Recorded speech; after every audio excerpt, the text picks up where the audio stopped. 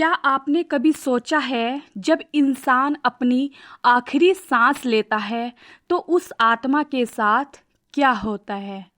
क्या सब कुछ यहीं खत्म हो जाता है या फिर शुरू होती है एक और अद्भुत यात्रा? जी हाँ दोस्तों, आज हम आपको सुनाने जा रहे हैं एक ऐसा रहस्य जिसे गरुड़ पुराण में विस्तार से बताया गया है। यह सिर्फ कहानी नहीं है बल्कि आत्मा की सच्चाई है जो रोमांच से भरी है और शायद आपको भीतर तक हिलाकर भी रख देगी। तो जुड़े रहिए क्योंकि अगले 5 मिनट में आप जानेंगे मृत्यु के बाद आत्मा की पूरी यात्रा। गरुड़ पुराण कहता है कि जब मृत्यु का समय आता है तो इंसान का शरीर भारी हो जाता है और सांसें अटकने लगती है। उस समय आत्मा कांप रही होती है जैसे कोई पंछी पिंजरे से निकलने की कोशिश कर रहा हो। चारों तरफ अजीब सी शांति छा जाती है, परंतु इसी शांति में छिपा होता है सबसे बड़ा रहस्य, क्योंकि उसी समय यमदूत प्रकट होते हैं। धार्मिक लोगों के लिए ये दूत प्रकाश की किरण जैसे लगते हैं, लेकिन पापी के लिए ये भयानक और विकराल रूप धारण करते हैं। जब आत्मा शरीर को छोड़ती है तब उसे अपने पूरे जीवन की झलक दिखाई जाती है। अच्छे कर्म, बुरे कर्म, सब चलचित्र की तरह सामने आ जाता है। इंसान वही समझ जाता है कि उसने क्या पाया और क्या खोया। जी हाँ दोस्तों, गरुड़ पुराण कहता है आत्मा शरीर से ऐसे निकलती है जैसे रुई से बाल निकल जाए, पर जब किसी ने जीवन भर पाप किया हो तो आत्मा का निकलना ऐसे ही होता है जैसे कांटे से रगड़कर बाल निकाला जाए।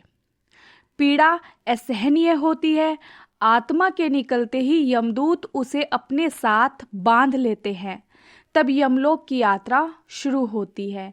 यह रास्ता सामान्य नहीं होता, इसमें 88,000 योजन का मार्ग होता है। यहाँ आत्मा को 12 दिन तक लगातार चलना होता है। हर दिन आत्मा अलग अलग अनुभव से गुजरती है।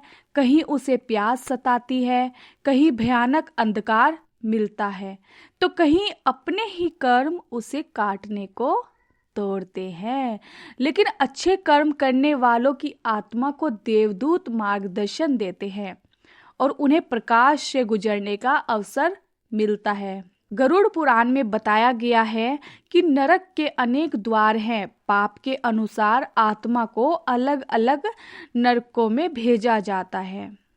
चोरी करने वालों के लिए अलग नरक, हत्या करने वालों के लिए अलग और छल कपट करने वालों के लिए अलग नरक। वहां आत्मा को वही कष्ट मिलता है जो उसने अपने जीवन में दूसरों को दिया था। अगर किसी ने भूखे को भोजन नहीं दिया तो उसे वहां लगातार भूखा रखा जाता है। अगर किसी ने दूसरे को जलाया तो उसे आग में तपाया जाता है। लेकिन याद रखिए, ये यातना आत्मा को नष्ट करने के लिए नहीं, बल्कि उसे उसके पाप का एहसास कराने के लिए होती है। पाप भोगने के बाद आत्मा को पितृलोक में भेजा जाता है। यहाँ वह अपने पूर्वजों से मिलती है। वे आत्मा को मार्गदर्शन देते हैं, समझाते हैं कि आगे का रास्ता कैसा होगा। अगर किसी ने जीवन भर पुण्य किया हो तो दान, भक्ति, सत्य और सेवा तो उसे देवलोक की ओर ले जाया जाता है।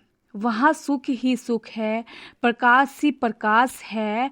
लेकिन किसी ने जीवन भर ईश्वर का नाम लिया है तो दूसरों की मदद की है और धर्म का पालन किया है तो उसे सबसे बड़ा फल मिलता है, मोक्ष, यानी जन्म मरण के चक्र से मुक्ति। गरुड़ पुराण कहता है कि मृत्यु के बाद आत्मा का निर्णय उसी के कर्मों पर निर्भर करता है। अच्छे कर्म, ऊंचे लोक और अंततः मोक्ष। बुरे कर्म नरक का यातना मार्ग, मिश्रित कर्म पुनर्जन्म का चक्र। यही कारण है कि मनुष्य को धर्म के मार्ग पर चलना चाहिए, क्योंकि मृत्यु के बाद मान सम्मान परिवार कुछ भी आत्मा के साथ नहीं जाता। साथ जाता है तो सिर्फ कर्म। इसलिए हे मनुष्यों, गरुड़ पुराण यही उपदेश देता है कि मृत्यु अंत नहीं है, बल्कि एक नई यात्रा की शुरुआत है। जो पुण्य करता है उसके लिए ये यात्रा प्रकाशमय होती है, और जो पाप करता है उसके लिए यह यात्रा अंधकार से भरी होती है। अतः अभी से तय कर लीजिए आपकी आत्मा किस मार्ग पर जाएगी, क्योंकि जब यमराज के दूत आएंगे तब पछताने का समय नहीं होगा।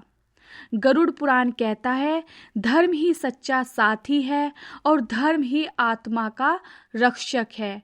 यही है आत्मा का सच जो मृत्यु के बाद शुरू होती है। ऐसी ही पुराण की जानकारी जानने के लिए हमारे चैनल को सब्सक्राइब जरूर करें। धन्यवाद।